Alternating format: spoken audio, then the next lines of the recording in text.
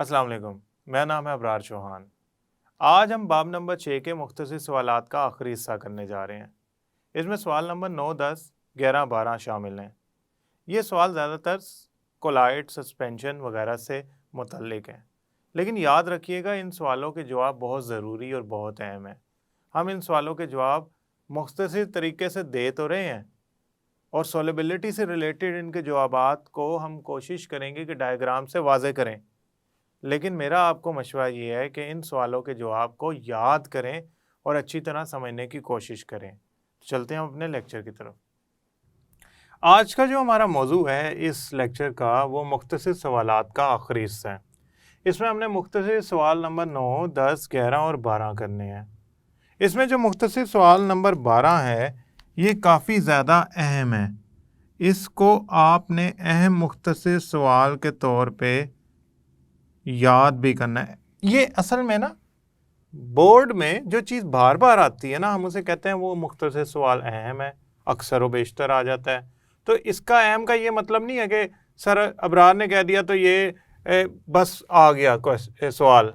ये सवाल हो सकता है, इसके ज़्यादा चांस हैं आने के, तो इस बात को ज़रा ध्यान से देखिएगा। दूसरी बात यह है कि जो आज के सवालात हैं वो ज़्यादातर सोल्यूट सॉल्वेंट इंटरेक्शन से मुतल्लिक हैं। यानी कि सोल्यूट और सॉल्वेंट के पार्टिकल्स आपस में कशिश करते हैं, तो उसका क्या हिस्सा है सॉल्युबिलिटी के अंदर, हल करने के अंदर, हल होने के अंदर, किसी सोल्यूट का सॉल्वेंट में हल होने के अंदर। इन चीज़ों को समझने के लिए हम सवाल नंबर 9 से शुरू करते हैं और उसमें देखते हैं कि हमसे क्या पूछा जा रहा है। सोल्यूट यानी कि सोल्यूट और सोल्यूट के दरमियान जो अट्रैक्टिव फोर्सेस या कशिश की कुव्वतें होती हैं, सॉल्वेंट यानी कि सॉल्वेंट के पार्टिकल्स के दरमियान जो कशिश की कुव्वतें होती हैं, इसका अट्रैक्टिव फोर्सेस का सॉल्युबिलिटी पे क्या असर होता है। मिसाल लेते हैं, हम यहाँ लेते हैं सोल्यूट, ठीक हो गया। यहाँ लेते हैं सॉल्वेंट।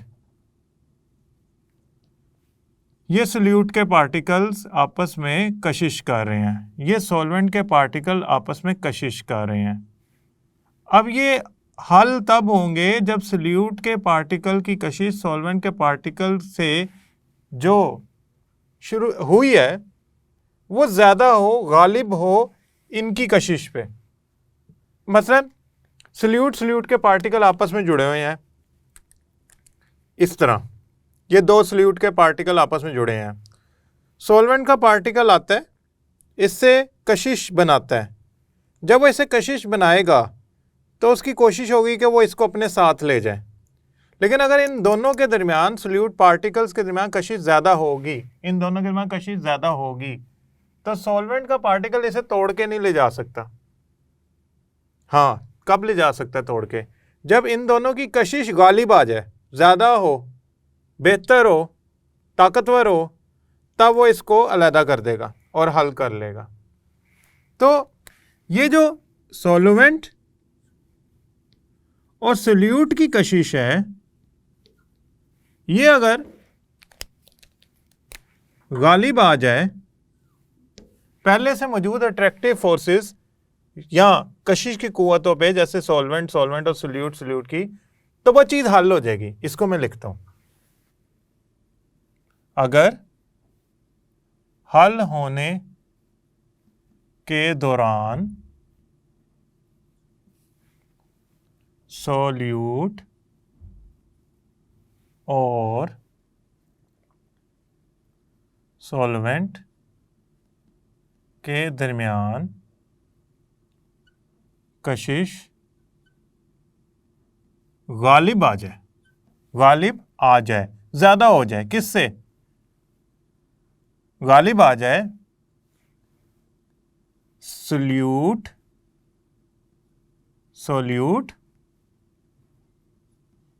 और सॉल्वेंट की कशिश से,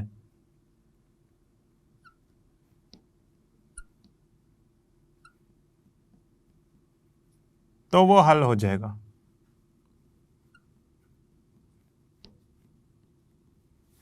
अब आपका क्या ख्याल है, आप इतना जवाब लिखाएंगे तो आपको पूरे नंबर मिल जाएंगे। लिखना कैसे, जवाब कैसे लिखना मुकम्मल। सल्यूट, सल्यूट कशिश का मतलब होता है सल्यूट के पार्टिकल्स के साथ कशिश करना, अट्रैक्टिव फोर्स बनाना। सॉल्वेंट अट्रैक्टिव फोर्सेस का मतलब होता है कि सॉल्वेंट के पार्टिकल एक दूसरे से कितनी कशिश रखते हैं। जब सल्यूट को सॉल्वेंट के अंदर हल किया जाता है तो सल्यूट और सॉल्वेंट की आपस में कशिश बनती है।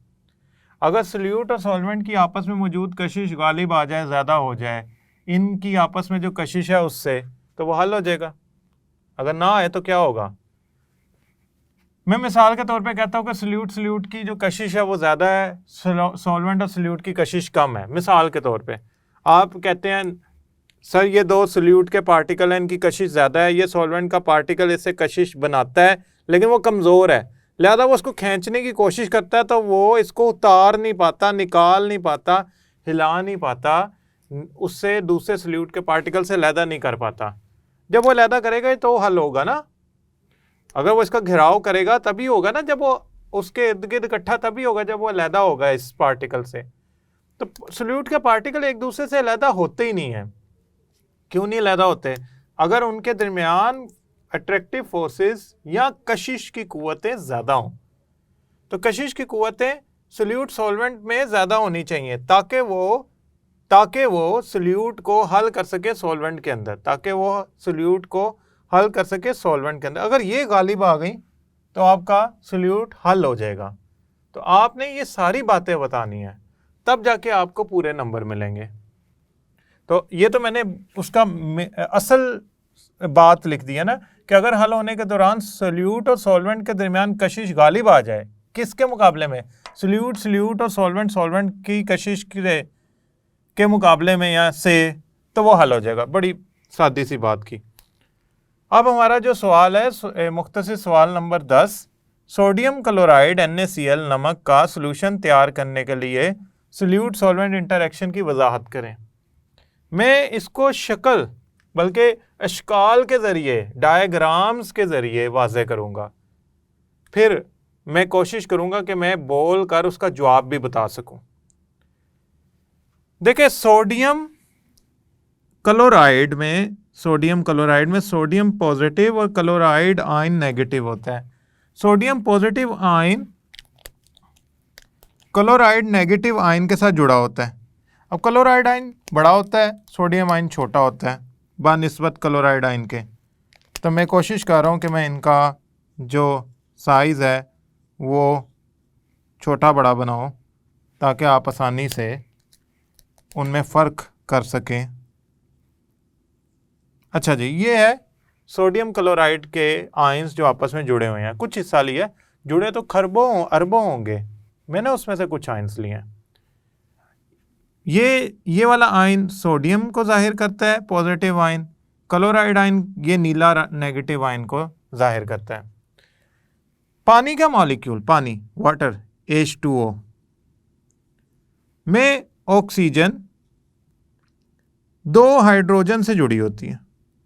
इसको यूं बना लें या यूं बना लें। ऑक्सीजन का बड़ा एटम, हाइड्रोजन के 2 छोटे एटम, ये 2 हाइड्रोजन, ये 2 हाइड्रोजन।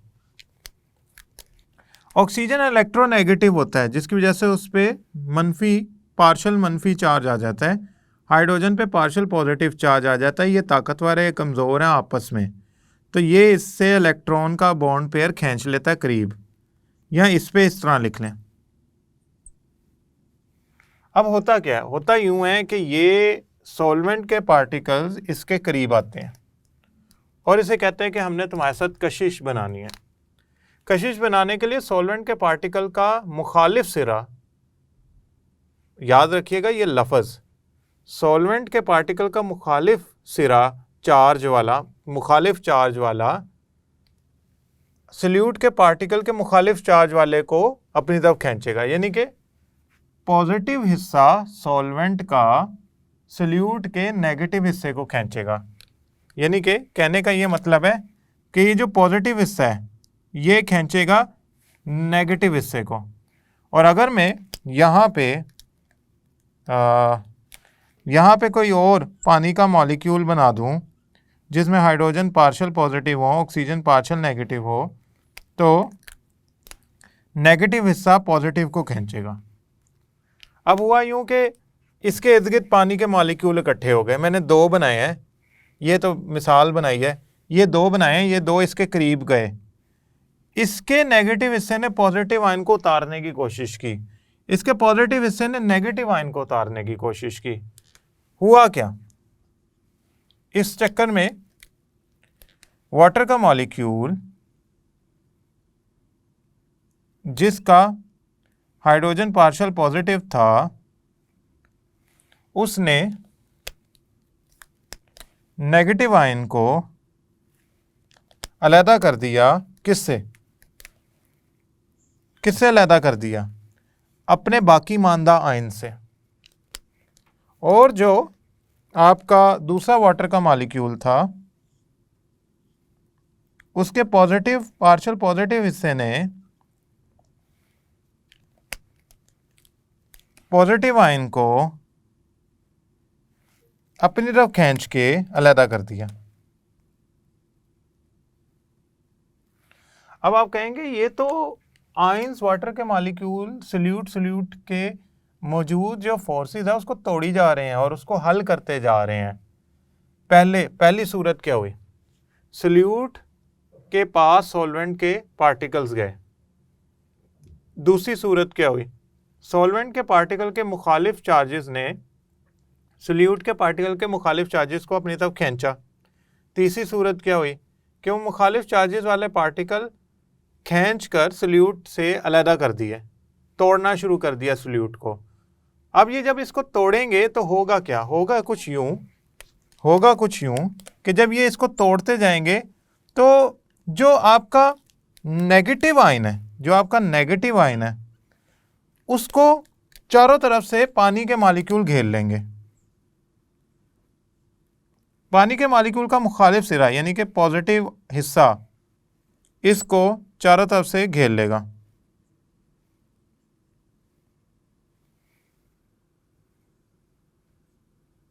घेर भाई,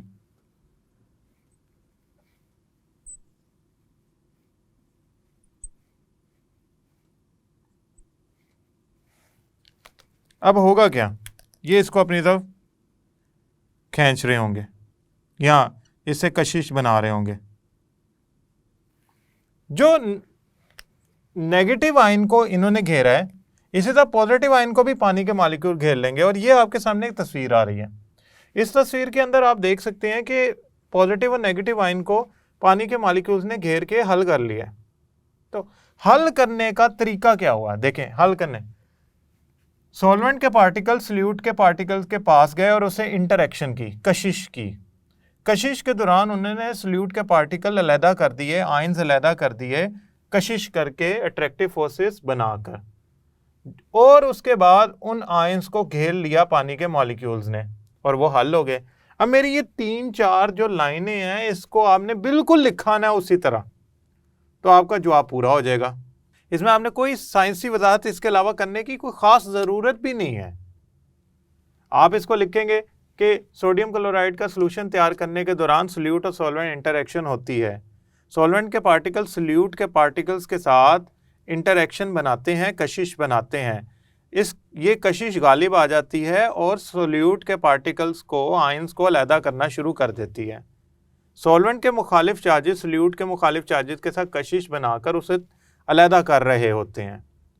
अलहदा होने के बाद पानी के मॉलिक्यूल उसको घेर के उसके साथ कशिश बना लेते हैं और उसे हल कर लेते हैं। ये एक इसका सादा सा जवाब है जो आप लिख सकते हैं। अब हम चलते हैं सवाल नंबर 11 में। एक मिसाल देकर वाज़े करें कि टेम्परेचर में इजाफे से साल्ट की सोलेबिलिटी बढ़ जाती है। यानी कि आपने ये वाज़े करना है कि टेम्परेचर बढ़ाने से साल्ट की सोलेबिलिटी बढ़ जाती है। देखिए ये तब ये बात मुमकिन है टेम्परेचर बढ़ाने से जब आपका एंडोथर्मिक रिएक्शन हो। एंडोथर्मिक को इंग्लिश में लिखते हैं ENDOTHERMIC। एंडोथर्मिक का मतलब होता है दाखिल होना, थर्म हीट का, एंडोथर्म हीट का, एंटर होना, दाखिल होना। तो ऐसा रिएक्शन या हल होने का प्रोसेस या हिस्सा या तजर्बा जिसके अंदर सोल्यूट सॉल्वेंट हरारत को जज़ब करके, हीट को जज़ब करके, एनर्जी को जज़ब करके सॉल्यूशन बनाए। इसकी इक्वेशन मुसावात कैसे लिखेंगे? सोल्यूट सॉल्वेंट प्लस हरारत, ये मिलेंगी तो सॉल्यूशन बनेगा। अब मेरी बात गौर से देखनी है। सॉल्यूशन बनाने के लिए 3 चीजें चाहिए, 1 2 3। अगर आपके पास 1 जमा 2 है लेकिन 3 नहीं है तो सॉल्यूशन नहीं बन रहा। क्यों? हरारत जज़ब होगी तो सॉल्यूशन बनेगा। अगर आप हरारत की मिकदार ज़्यादा कर देंगे, टेम्परेचर बढ़ा देंगे, हरारत की मिकदार ज़्यादा कैसे की जा सकती है? टेम्परेचर बढ़ाकर हरारत ज़्यादा कर दें तो उससे क्या होगा? सॉल्यूशन ज़्यादा बनेगा, ज़्यादा सोल्यूट हल होगा, ज़्यादा सोल्यूट हल होगा, ज़्यादा सॉल्वेंट सोल्यूट को हल करता जाएगा तो सॉल्यूशन बनता जाएगा। देखें, अगर मैं 0 डिग्री पे, ये 0 डिग्री है, पे पोटाशियम क्लोराइड को हल करूं तो वो तकरीबन 25 के करीब 25 ग्राम हल होता है 100 ग्राम के अंदर। अगर मैं 30 डिग्री पे पोटाशियम क्लोराइड को हल करूं तो वो 30 से भी ज़्यादा हल होता है, 30 ग्राम से भी ज़्यादा हल होता है। अगर मैं 70 डिग्री पर तक जाऊं तो वो 40 से भी ऊपर हल होना शुरू हो जाता है। तो हो क्या रहा है? जैसे जैसे मैं टेम्परेचर बढ़ाता जा रहा हूं उसकी हल होने की सलाहियत बढ़ती जा रही है। जैसे जैसे मैं टेम्परेचर बढ़ाता क्यों? टेम्परेचर बढ़ाने से हरारत बढ़ रही है, हरारत ज़्यादा से ज़्यादा जज़ब हो रही है। जब ज़्यादा से ज़्यादा हरारत दी जाएगी तो सोल्यूट और सॉल्वेंट मिक्स होकर हल होकर सॉल्यूशन बनाते जाएंगे और ज़्यादा से ज़्यादा सोल्यूट हल होता जाएगा। आखिरी मुख्तसर सवाल, वॉल्यूम परसेंटेज से क्या मुराद है? देखिए, V बटा V का मतलब होता है वॉल्यूम किसका? सोल्यूट का। और नीचे वाले V का मतलब होता है वॉल्यूम सॉल्यूशन का। अच्छा, परसेंटेज का मतलब है कि आपने इसे 100 से ज़रब दे देनी है, ये बन गया वॉल्यूम परसेंटेज। अब ये कहती क्या? ये बताती है कि ये क्या कहती है? खास वॉल्यूम सॉल्यूट का किसके अंदर? cm³ के अंदर, जो हल होता है 100 cm³ सॉल्यूशन के अंदर। मिसाल के तौर पे मिसाल इधर ही लिखते हैं, हम ऊपर लिख देते हैं, आपने नीचे लिखनी है अलहदा से। 10% अल्कोहल का सॉल्यूशन वॉल्यूम। इसका मतलब क्या है? इसका मतलब ये है, 10% का मतलब ये है कि 10 cm³ अल्कोहल हल हुई है 100 cm³ सॉल्यूशन के अंदर। बाकी 90 cm³ इसमें सॉल्वेंट होगा। मैं उम्मीद करता हूँ ये लेक्चर आपको समझ आया होगा। अगले लेक्चर तक के लिए अल्लाह हाफिज।